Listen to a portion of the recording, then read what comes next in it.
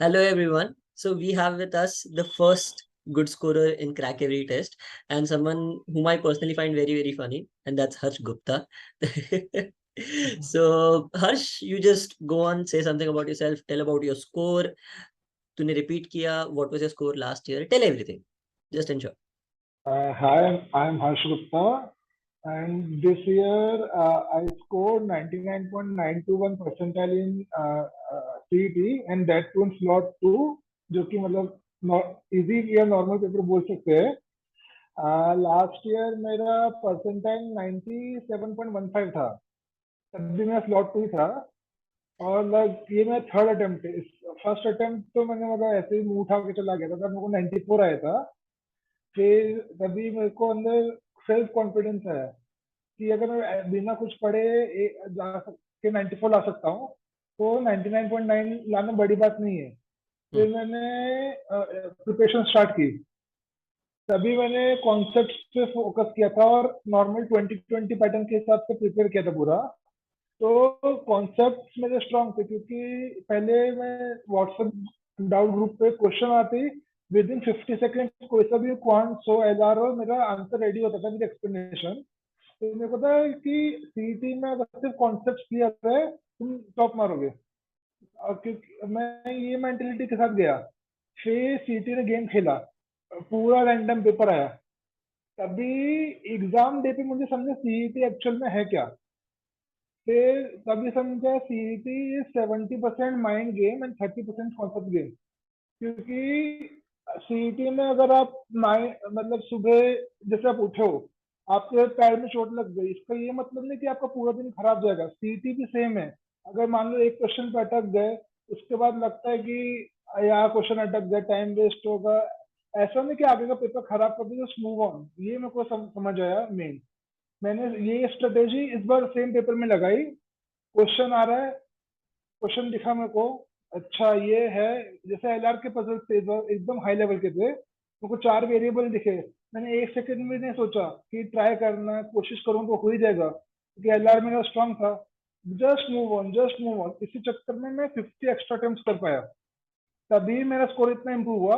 अगर मैं ये सोचता कि हाँ मेरा स्ट्रांग पॉइंट अगर मैं कर लूंगा एलआर, तो मेरा स्कोर 110 भी क्रॉस नहीं कर पाते, अटेम्प्ट क्रॉस नहीं कर पाते. तो बेसिकली जो मैंने सीखा है सीईटी से कि ये 70% माइंड गेम. अगर माइंड आपने ट्रेन किया, कॉन्सेप्ट इतना मैटर नहीं करता, क्योंकि अगर हार्ड क्वेश्चन है तो कॉन्सेप्ट तुम्हारा काम नहीं करेगा. तुम्हारा शांत माइंड ही तुम्हें हेल्प करेगा एग्जाम में आगे बढ़ने में. क्योंकि ऐसा है कि पेपर इजी क्वेश्चन भी बहुत डालता है, और उसके लिए कॉन्सेप्ट या शॉर्टकट की जरूरत नहीं. बेसिक पता है, speed is equal to distance by time, एक फॉर्मूला काफी पूरा चैप्टर खत्म. रेशियो प्रोपोर्शन आता है, एलसीएम आता है, पूरे कॉन्स खत्म. तो और कुछ जरूरत नहीं कि हर एक को एलिगेशन से सॉल्व करो, हर एक में शॉर्टकट ट्रिक्स बनाओ. बेसिक करो, काम खत्म. ये मैंने सीखा. तो बेसिकली मैं सीईटी के बारे में ये बोलूंगा, माइंड गेम मेन है, कॉन्सेप्ट गेम तो सबको आता है, सबको 2+2=4 पता है, सबको बेसिक फॉर्मूला पता है, बाकी पूरा दिमाग का खेल है CET. That's great. I really loved the सुबह को पैर में लगा वाला example. तो yeah. So now two questions I have. Two questions अभी मेरे दिमाग में आ रहे हैं. What was the feeling first when you got the result? And second, that and second सुन ले. And second that from last year to this year, what did you change? Because पहला वाला समझा कि मस्ती में attempt था. Last year तूने पढ़ाई की थी, ये बार तूने पढ़ाई की थी. What difference did you do? Sir, आपका जो फर्स्ट क्वेश्चन है how did I feel sir, sir उसका जवाब सर जब एग्जाम हुआ था ना, उसी दिन मेरे को मिल गया था. क्योंकि सर जैसा पेपर गया था सर, रिजल्ट एग्जाम देने के तुरंत बाद पता चलता है. क्योंकि नॉर्मली क्या, तो जब इंसान काम करता है उसके बाद दिमाग में एग्जाम उस चीज का रिकैप चलता है. कोई भी काम हो लाइफ में उसका रिकैप चलता है, और उसमें पता चल जाता है. अगर रिकैप में ऐसे लग रहा है नर्वसनेस बढ़ रही है, मतलब गया हाथ से काम. उस दिन एग्जाम दिया, मेरे को बस एक सवाल में डाउट था जो मैंने सोच के किया था. बाकी पूरा पेपर मेरे को पता है अच्छा गया. आपको कॉल किया, अच्छा गया. एंड सर 99.9 टू आया, तो मतलब काफी खुशी हुई, सेल्फ सेटिस्फेक्शन हुआ स्पोर्ट्स से, मतलब कि कर सकता हूँ मैं, ये मेन है. तो फिर उस दिन काफी अच्छा लगा. उस दिन मैं मतलब पागलों की तरह कूद रहा था घर पे, मतलब बहुत अच्छा लगा. And the second one, last year से ये साल क्या अलग किया? सर लास्ट ईयर से ये साल अलग, सर ज्यादा तो कुछ नहीं, मतलब सर प्रिपरेशन तो सेम है, कॉन्सेप्ट सेम ही रहेगा। आप आज कॉन्सेप्ट पढ़ो, 10 साल बाद करो, speed is equal to distance by time, वो तो हमेशा सेम ही रहेगा, यूनिवर्सल कांस्टेंट है। तो हम्म। बेसिकली प्रैक्टिस मैंने की, और सर ये समझा कि सीईटी में अगर आप लिख लिख के भर भर के प्रैक्टिस करोगे, सर, तो उससे सिर्फ स्पीड बढ़ेगी, और सर पेपर में मेन है माइंड और हैंड कोऑर्डिनेशन। तो दिमाग स्विच कर लेता है, लेकिन हाथ में जब हम क्वांट्स कर रहे हैं, बार बार टेबल बनाना, ये करना, वो माइंड हैंड कोऑर्डिनेशन बन नहीं पाता। तो इस बार मैंने क्या किया, जो कैलकुलेशन है सब होती है, ओरल प्रैक्टिस की, हाँ। ताकि मतलब बेसिक कैलकुलेशन। और ये आशीष सर ने भी मेरे को last one on one session हुआ था, उन्होंने बोला जितनी कैलकुलेशन तो ओरल ही कर, जो तेरे मॉक ये सेक्शनल मॉक होते हैं वो भी तो ओरल ही दे, क्योंकि जब तक तेरा ओरल स्किल्स नहीं बढ़ेगा, मतलब तू कितनी प्रैक्टिस कर ले, पेपर में स्लो डाउन हो ही जाएगा। तो मैंने ये किया, मतलब ओरल प्रैक्टिस किया। और सर मॉक्स मैंने ज्यादा नंबर तो नहीं दिए, मतलब ऐसा नहीं कि 50 मॉक्स दिए, 60 मॉक्स दिए, अराउंड 18 मॉक्स दिए थे। और फर्स्ट मॉक मेरा स्कोर 90s में आया था, मैं बोला गया। हाँ सर, फिर लास्ट में सर मैंने मॉक देता गया, फिर धीरे 90 हुआ, फिर 95 97 हुआ, तो फिर लास्ट में मेरा हाईएस्ट वॉज 140।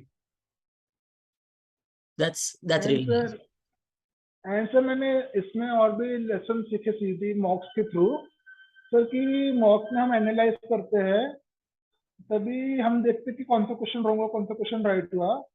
सर हम अपना हमेशा नॉलेज गैप भी कवर करने में लग जाते हैं, और सर बार बार एक सेल्फ डाउट आता है कि कॉन्सेप्ट कर लिया, मॉक में कम स्कोर आया, वापस रिवाइज करो, वापस रिवाइज करो, सर ये लूप चलता रहता है। और बच्चों को लगता है कि मॉक में अच्छा स्कोर आया तो ही कॉन्फिडेंस राइज करेगा।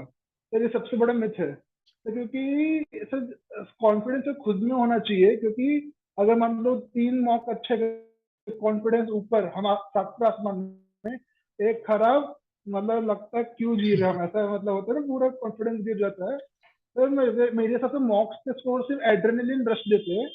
तो रियल मॉक एनालिसिस वो होता है कि तुम्हारा एग्जाम देते टाइम जो तुम्हारा माइंडसेट है वो कैसे इंप्रूव हो रहा है, क्योंकि सर स्विच करना बहुत इंपॉर्टेंट है, फ्लेक्सिबिलिटी होनी एग्जैक्टली। चाहिए। This is one thing that I want everyone to take care, that during mocks na your scores is something that is, mock में तुम्हारा score ज्यादा important नहीं है. I'm not saying that it's absolutely useless. A score is important, but mock, the score is not what you take the mock for. You take the mock for the feel of how the real exam is going to be. It is like जब समझो अगर तुम Olympics के लिए practice कर रहे हो, तुम रोज 100 मीटर दौड़ोगे, but if you run 100 metre उस एटीट्यूड से दैट अरे नहीं, ये रियल नहीं है, मैं रियल में ज्यादा अच्छा करूंगा, वैसा नहीं होगा। तुम्हें रोज वैसे ही माइंडसेट से करना पड़ेगा कि यही मेरा रियल ओलंपिक का रेस है। अगर वैसे करोगे then definitely you will be able to perform better. Because तब क्या होगा, अगर तुम वो एटीट्यूड से करोगे अरे ये तो मॉक टेस्ट है और रियल टेस्ट नहीं है, तो तुम रियल टेस्ट में ज्यादा नर्वसनेस लाओगे, बिकॉज तुम्हारे लिए वो पहला रियल टेस्ट है।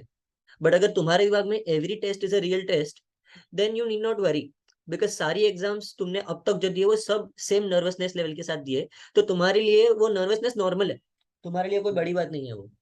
Okay, so please take care that you are doing this now. Harsh, I know हाँ पर्सनली दैट तेरा स्कोर ऊपर नीचे जा रहा था because I was continuously a part of the journey. हाँ what what kept you motivated? What did you do when you feel demotivated?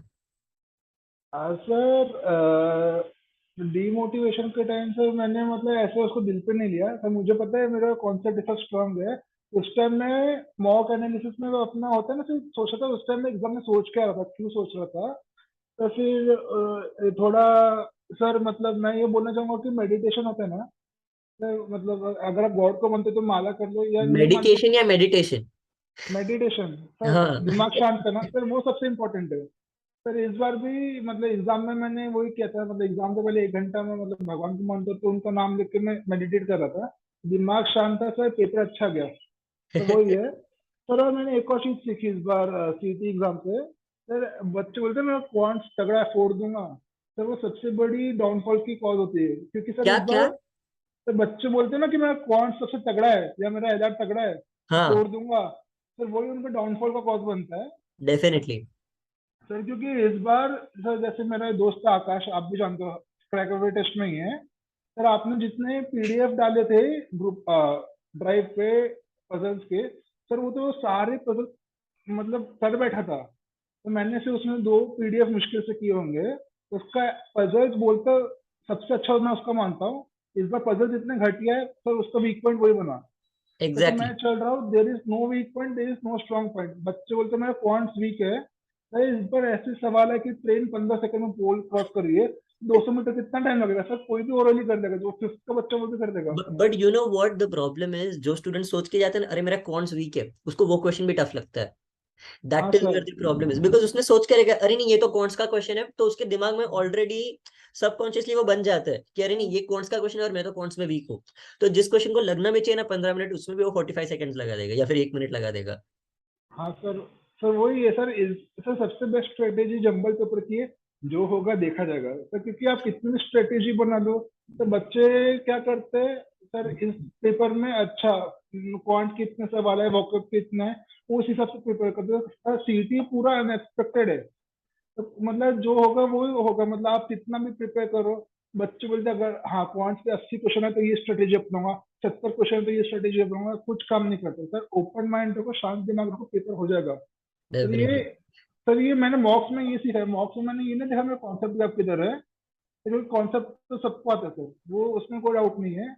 और sir मैंने भी ये लूप एग्जिट किया है सर। मैं 4 महीना बस रिवाइज रिवाइज रिवाइज रिवाइज करो, तो कॉन्फिडेंस बिल्ड नहीं हो रहा। मैंने बुक साइड में रखी, खुद का कॉन्फिडेंस डेवलप किया, फिर वापस पढ़ाई शुरू की। क्योंकि सर ये लूप है, जो हाउ पढ़ाई डिड होती यू है डू ना दैट? सर। सर लोग बोलते मॉक्स से 1 मार्क इंप्रूवमेंट होगा, स्कोर बढ़ेगा सर। वो मतलब वो तो है कॉन्फिडेंस, वो एड्रेनलिन रश होता है और कुछ नहीं। टेम्परेरी खुशी होती है। तो मैंने खुद को सेल्फ टॉक बोला, भाई कर सकता है, तेरे में दिमाग है, तू कर, ऐसा कुछ नहीं है।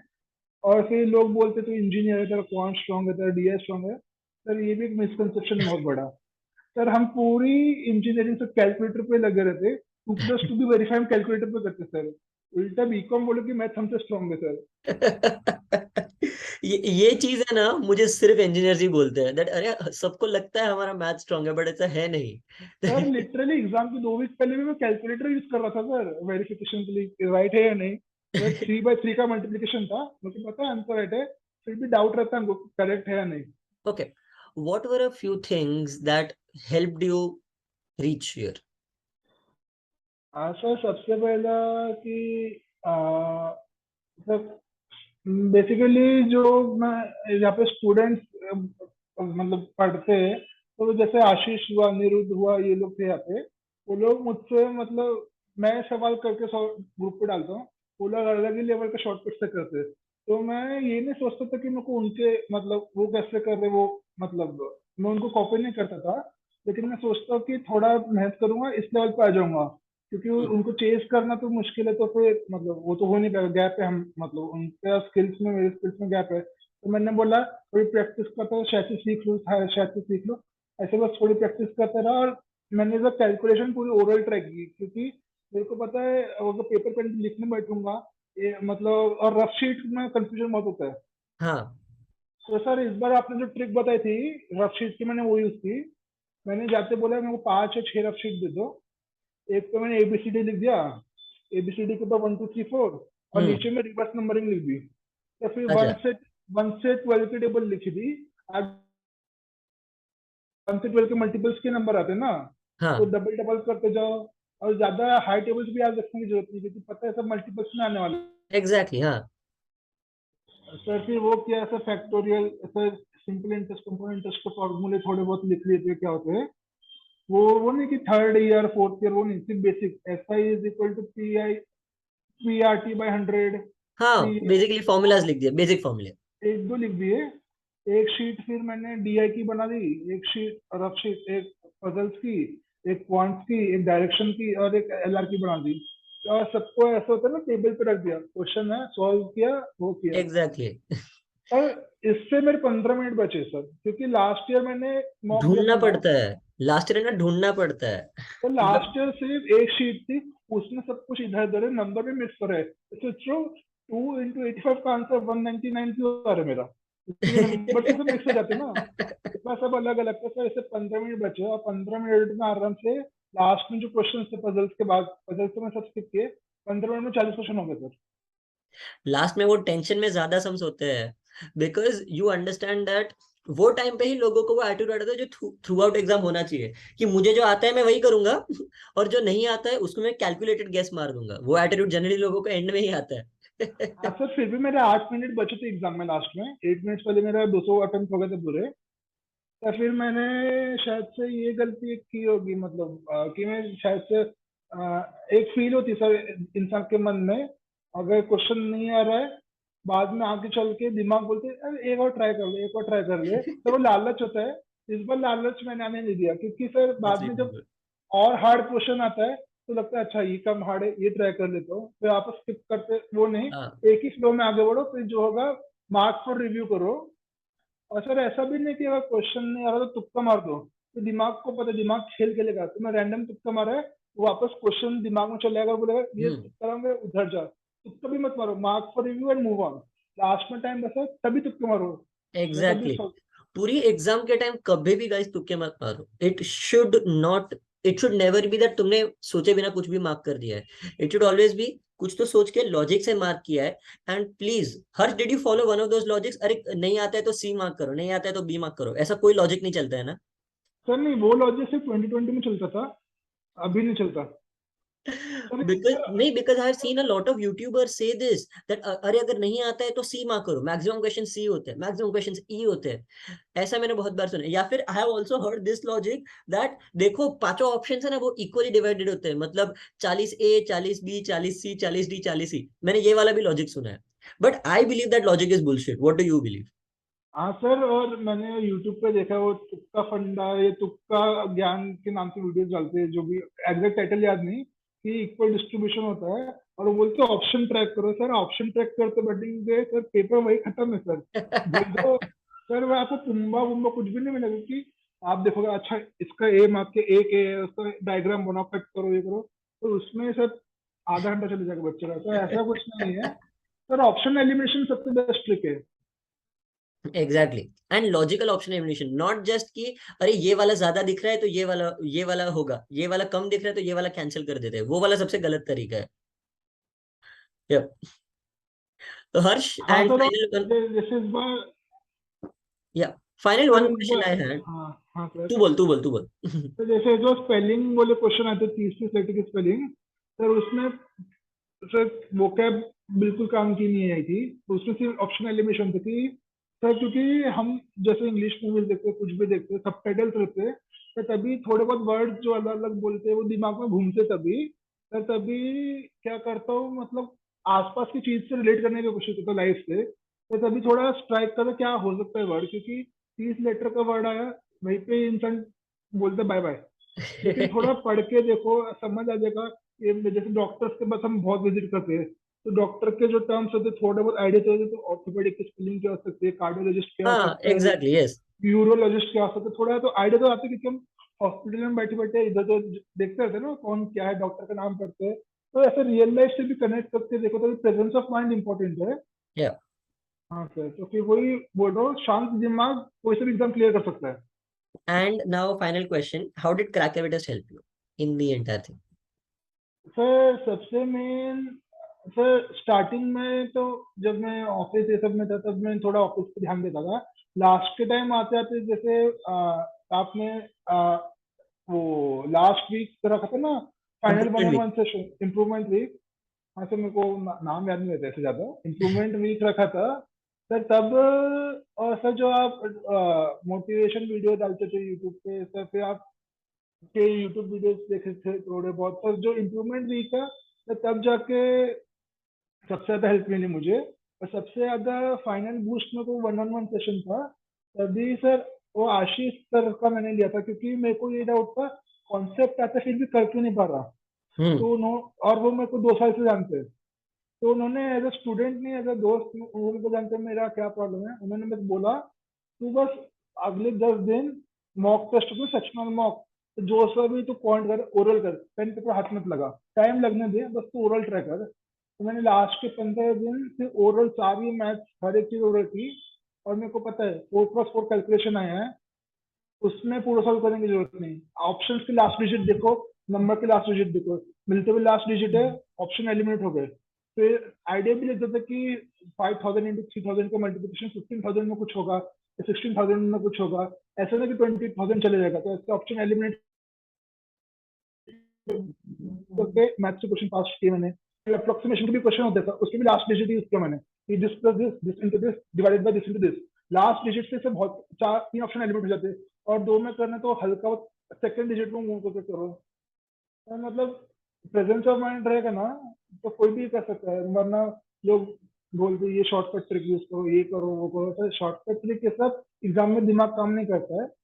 और सर आपका मैंने वो लेक्चर देखा था, क्विक कैलकुलेशन, उससे मल्टीप्लिकेशन मेरा काफी फास्ट हुआ था। वो काफी हेल्पफुल है, क्योंकि डीआई में परसेंटेज कैलकुलेशन और मल्टीप्लिकेशन बहुत आता है, क्योंकि वो टेबल देते थे बच्चे को, इतना परसेंट इतना ये है, इतना इंक्रीमेंट हुआ वो हुआ, वो बेसिक है बस। Great. So yeah, guys, that is Harsh Gupta for you. A few things to take away from here is CET mental game ज़्यादा है. Prepare yourself mentally. Apart from that, start understanding that CET में तुम्हारा organization अगर अच्छा होगा तो काफी तुम्हारा stress कम हो जाएगा. And the final one thing that I would really love all of you to take from this is that your mocks are not to boast about your scores. Your mocks are only to understand how well are you managing your stress. अगर वो समझ गया, and if you're just trying to get better than what you were in the last mock, then it's definitely something that is doable. I hope and that sir summarizes it well, Harsh. एक और चीज मैंने भी realise की sir, जब parents को तुम पे ट्रस्ट है तुम कर सकते हो सर, वो सबसे बड़ा मोटिवेशन रहता है। क्योंकि लास्ट ईयर मतलब पेरेंट्स हमको ऑब्जर्व करते घर पे बैठे बैठे, वो उनको जब वो बोलते नहीं टाइम पास कर रहा है तो नहीं होता। लेकिन इस बार मेरी सबसे मेन मेरी मम्मी, उन्होंने बोला मेरे को तेरे पे विश्वास है, इस बार मैं तेरे पे ट्रस्ट करती हूँ। तो वो जो मोटिवेशन बूस्ट है ना, वो आपको कहीं से नहीं मिलेगा। तो जब पेरेंट्स आप पे ट्रस्ट करें ना सर, आपको कोई रोक नहीं सकता सर, वो मेन है।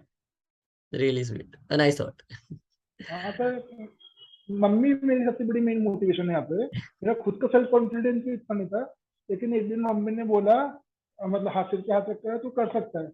मैंने बोला अभी तो करके ही दिखाना है। तो आपको बोला था कि आपकी एक वीडियो में मैं आके रहूंगा। एंड सर जब इम्प्रूवमेंट वीक हुआ था ना, तभी आपने बोला, तभी हमारे क्रैक टेस्ट में 2 हर्ष थे। हाँ. आपने उसका मॉक देखा, उसका एवरेज 70 चल रहा है। मैं बोल रहा भाई ये क्या हो गया, मेरे 70 कैसे, तभी मेरा एवरेज The confusion 100 because था। we have two Harsh Guptas. दोनों सेम है. हाँ नाम. सर, तभी मेरा एवरेज 100 था। मैंने बोला सर अगर अभी आपने 70 बोल दिया और ये बात पापा तक गई, मेरे तो दी एंड है। अभी करना है, ये करना है, ये करना है, ये करना है, खुद के लिए पेरेंट्स के लिए, बस करना ही है। तो That's मुझसे ज्यादा खुशी मेरे पेरेंट्स को ही है उस दिन। obviously. Chalo, thank you so much, Harsh. And I really hope that this interview helps students who are preparing for CET. हाँ सर, वो खुद पे विश्वास तो सब हो जाएगा लाइफ में, और सीटी एंड नहीं है, वापस ट्राई करो, होता रहेगा होता रहेगा। हाँ Chalo. सर।